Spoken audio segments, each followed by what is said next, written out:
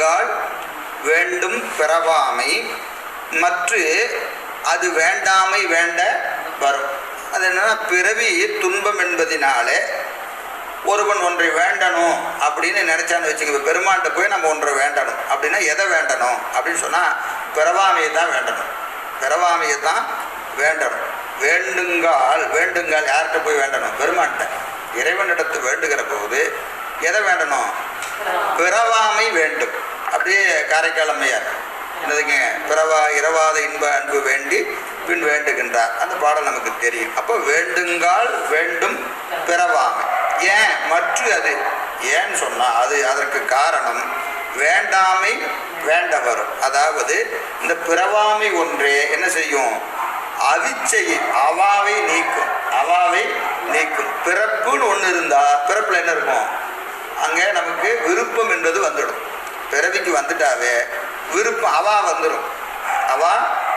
அப்போ இந்த பிறப்பில் இது வேணும் அது வேணும், இதை விடலாமா அதை விடலாமா அப்படின்னு யோசிச்சோம்னா எதையும் விட முடியாது. காரணம் என்னது? பிறப்புன்னு சொல்லிட்டாவே அவா வந்துடும். அதனால அவாவை அறுக்கணும் அப்படின்னு சொல்லி முடிவு பண்ணா முதல்ல எந்த அவாவை இருக்கணும்? பிறப்பு என்கின்ற அவாவை அறுக்கணும். பிறப்பை அறுத்துட்டோம்னா அவா நமக்கு வராது. பிறப்பு இருந்தால் என்ன இருக்கும்? கண்டிப்பாக அவா இருக்கும். அதனால தான் இங்கே சொல்றாரு என்னதுங்க, அப்பிறவாமையே தான் ஒரு பொருளை அவாமையை அவனுக்கு தானே தரும். அப்போ ஒரு விருப்பமின்மையை தருவது எதுனா பிறவாமைனா விருப்பமின்மையை தருவதையுடைய பிறப்பு வந்துட்டா விருப்பம் தானா வந்து சேரும். அப்போ விருப்பத்தை நமக்கு ஆசை விடணும் அப்படின்னு சொன்னா நமக்கு தெரியும்.